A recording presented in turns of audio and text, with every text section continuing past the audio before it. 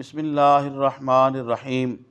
بخاری شریف کی حدیث نمبر 700۔ حضرت معاذ بن جبل رضی اللہ تعالی عنہ نبی صلی اللہ علیہ وسلم کے ساتھ نماز پڑھتے تھے، پھر جا کر اپنی قوم کو نماز پڑھاتے تھے۔ انہوں نے عشاء کی نماز پڑھائی، پس اس میں سورہ بقرہ پڑھی تو ایک شخص نماز سے نکل گیا، پس گویا کہ حضرت معاذ نے اس کو برا کہا۔ پھر نبی صلی اللہ علیہ وسلم تک یہ بات پہنچی تو آپ صلی اللہ علیہ وسلم 3 بار فرمایا، تم بہت فتنہ ڈالتے ہو، تم بہت فتنہ ڈالتے ہو، تم بہت فتنہ ڈالتے ہو۔ یا پھر یہ فرمایا، فتنہ ڈالنے والے ہو، تم فتنہ ڈالنے والے ہو، تم فتنہ ڈالنے والے ہو، یعنی آزمائش میں ڈالنے والے ہو۔ ان کو حکم دیا کہ اوساط مفصل کی 2 صورتیں پڑھو۔ عمر نے کہا، مجھے وہ یاد نہیں۔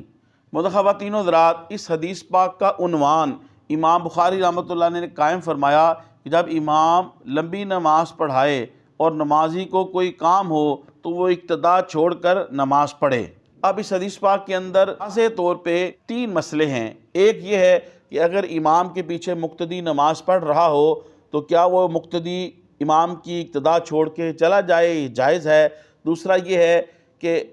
عشاء کی نماز میں کون سی صورتیں پڑھنا چاہیے، اور تیسرا یہ ہے کیا نفل پڑھنے والے کے پیچھے فرض نماز ہو جاتی ہے۔ تو پہلی بات کہ امام کے پیچھے بحالت جماعت مقتدی کو جماعت چھوڑ کے جانا چاہیے۔ شیخ الحدیث علامہ غلام رسول سعیدی صاحب رحمۃ اللہ علیہ علامہ بدر الدین عینی رحمۃ اللہ علیہ کے حوالے سے لکھتے ہیں، جس کا خلاصہ یہ ہے کہ حتی المقدور مقتدی کو امام کی اقتدا نہیں چھوڑنی چاہیے، کیونکہ قرآن مجید کی آیت ہے وَلَا تُبْطِلُوا أَعْمَالَكُمْ، اور اپنے اعمال کو باطل نہ کرو، اپنے اعمال کو ضائع نہ کرو۔ تو بغیر کسی شرعی عذر کے یا بہت ضرورت کے بغیر چھوٹی سی کوئی بات ہو اور اقتدا کو چھوڑ کے چلے جانا، یہ معیوب ہے اور اس سے منع کیا گیا ہے اور اعمال کو ضائع کرنے والی بات ہے۔ ہاں، بہت زیادہ شدید ضرورت ہے، یعنی ان میں سے چند ایک سماعت فرمائیں کہ بہت زیادہ تھکاوٹ ہے اور امام نے بہت زیادہ طویل قرات کر دی ہے، یعنی سورہ بقرہ شروع کر دی ہے، سورہ آل عمران، سورہ نساء، بالخصوص آج کے دور میں، اور اتنی تھکاوٹ ہے کہ وہ کھڑا نہیں ہو سکتا، وہ بیمار ہو جائے گا، وہ گر جائے گا، تو پھر وہ اقتدا سے نکل کر اپنی نماز پڑھ لے، اس کی گنجائش نکلتی ہے۔ یا پھر پیچھے کوئی ایسا مریض ہے، اگر جلد نہ گیا تو وہ مر جائے گا، اس کی بیماری شدید بڑھ جائے گی، یا کوئی بچہ ہے اور وہ شدید رو رہا ہے، اس قسم کے حالات و واقعات ہوں، یا اتنی شدید کھانسی ہے، خود اس کی اپنی نماز بھی اور دوسروں کی نماز بھی ڈسٹرب ہو رہی ہے، اور شدید کھانسی ہے، شدید دمہ ہے، تو ایسی صورتحال کے اندر، جسے ایمرجنسی صورتحال بھی کہہ سکتے ہیں، امام کی اقتدا چھوڑ کے وہ اپنی نماز علیحدہ پڑھ لے گا تو اللہ کے فضل سے یہ امید ہے اللہ اسے گناہ نہیں دے گا۔ لیکن چھوٹے سے عذر کے اوپر، ذرا سی بات کے اوپر اقتدا کو چھوڑ کے چلے جانا، یہ اپنے اعمال کو باطل کرنے والی بات ہے، جیسا کہ اللہ رب العزت نے فرمایا وَلَا تُبْطِلُوا أَعْمَالَكُمْ، اپنے اعمال کو، نیکیوں کو ضائع نہ کرو۔ دوسرا مسئلہ، آپ صلی اللہ علیہ وسلم نے فرمایا کہ وہ عشاء کی نماز میں اوساط مفصل صورتیں پڑھے۔ نمازوں کے اندر جو صورتیں پڑھی جاتی ہیں اس کو 3 حصوں میں تقسیم کیا گیا ہے۔ ایک ہے اوساط مفصل، سورہ تکویر سے لے کے سورہ والضحیٰ تک،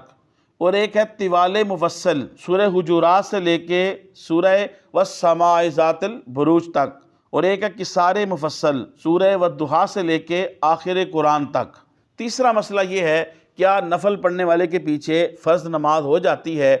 فقہاء کرام میں سے اور ائمہ میں سے کچھ حضرات، ان کا موقف یہ ہے نفل پڑھنے والے کے پیچھے فرض نماز ہو جاتی ہے۔ وہ اس حدیث سے جو ظاہری الفاظ ہیں اس سے یہ دلیل پکڑتے ہیں کہ حضرت معاذ بن جبل رضی اللہ تعالیٰ عنہ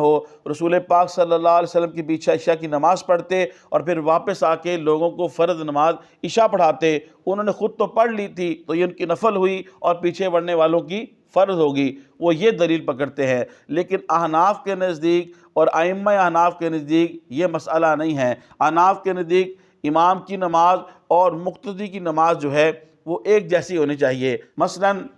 اگر مقتدی امام فرض پڑھ رہا ہے تو اس کے پیچھے جو فرض پڑھنے والے ہیں ان کی فرض ہو جائے گی، لیکن اگر امام نفل پڑھ رہا ہے اور مقتدی فرض پڑھ رہے ہیں تو مقتدیوں کی فرض نماز جو ہے وہ نہیں ہوگی، بلکہ ان کی بھی نفل ہی ہوگی، کیونکہ نفل پڑھنے والے امام کے پیچھے فرض پڑھنے والے کی فرض نماز نہیں ہوتی۔ اناف کی سب سے قوی دلیل تو یہ ہے، سنن ترمذی کی ہے، مسند امام احمد میں بھی ہے، نبی کریم صلی اللہ علیہ وسلم نے فرمایا امام ضامن ہے اور مؤذن امین ہے، لہذا اس سے یہ ثابت ہوا کہ امام کی نماز فرض ہونی چاہیے تاکہ پیچھے جو کھڑے فرض نماز پڑھ رہے ہیں ان کی نماز ہو جائے۔ اناف کے نزدیک اس حدیث پاک کا جواب یہ ہے، اس حدیث پاک کے اندر چیز کی صراحت نہیں ہے، وضاحت نہیں ہے، یہ الفاظ نہیں ہیں کہ حضرت معاذ بن جبل نبی صلی اللہ علیہ وسلم کے پیچھے عشاء کی ہی نماز پڑھتے تھے اور پھر آ کے عشاء کی نماز پڑھاتے تھے، تو لفظ عشاء کے لفظ ہی نہیں ہیں، اس کی صراحت ہی نہیں ہے۔ اسی طرح ابن جریج نے عمر بن دینار سے جو یہ روایت کیا ہے کہ حضرت معاذ بن جبل رضی اللہ تعالیٰ عنہ حضور صلی اللہ علیہ وسلم کے پیچھے عشاء کی نماز پڑھتے اور پھر آ کے اپنی قوم کو نفل نماز پڑھاتے تھے، آ کے اپنی قوم کو عشاء کی نماز پڑھاتے اور خود حضرت معاذ کی وہ نماز نفل ہوتی تھی۔ اس کا جواب یہ ہے کہ یہ حدیث پاک ابن جریج نے جیسے عمر بن دینار سے روایت کی ہے، ایسے ہی ابن عیینہ نے عمر بن دینار سے یہی حدیث روایت کی ہے۔ جو ابن عیینہ نے عمر بن دینار سے جو روایت کی ہے وہ زیادہ تام، زیادہ قوی ہے، اس کے اندر یہ الفاظ ہے ہی نہیں کہ حضرت معاذ کی یہ نفل نماز ہوتی تھی، لہذا یہ ثابت ہوا یا تو یہ ابن جریج کے اپنا اضافہ ہے، یا عمر بن دینار کا یہ اپنا اضافہ ہے، یا حضرت جابر بن عبداللہ رضی اللہ تعالیٰ عنہ ان کا یہ اضافہ ہے، حضرت معاذ بن جبل رضی اللہ تعالیٰ عنہ کی نفل نماز تھی۔ اس طرح اس حدیث پاک کا ایک جواب یہ ہے کہ یہ رسول پاک صلی اللہ علیہ وسلم کا حکم نہیں تھا کہ آپ میرے پیچھے نماز پڑھ لیں اور پھر آپ کی نفل ہوگی اور لوگوں کی فرض ہوگی تو لوگوں کی فرض نماز ہو جائے گی، یہ رسول پاک صلی اللہ علیہ وسلم کا حکم نہیں تھا، یہ کس حدیث سے یہ ثابت نہیں۔ اسی طرح عرض محال اگر کوئی ایسی بات ہے بھی تو یہ ابتدائی اسلام کا واقعہ تھا، بعد میں دوسری احادیث سے یہ حدیث منسوخ ہو جاتی ہے، جیسا کہ نبی صلی اللہ علیہ وسلم نے فرمایا کہ امام جو ہے وہ مقتدی کی نماز کا ضامن ہے اور مؤذن امین ہے، اور یہ احناف کی قوی دلیل ہے، لہٰذا نفل پڑھنے والے امام کے پیچھے فرض پڑھنے والے کی نماز نہیں ہوگی۔ محترم خواتین و حضرات، تبلیغ دین کی نیت سے حدیث شریف کے اس درس کو زیادہ سے زیادہ لوگوں تک پہنچانے کے لیے میرے اس ویڈیو کو شیئر کریں۔ اللہ پاک آپ کو جزائے خیر دے۔ السلام علیکم ورحمۃ اللہ وبرکاتہ۔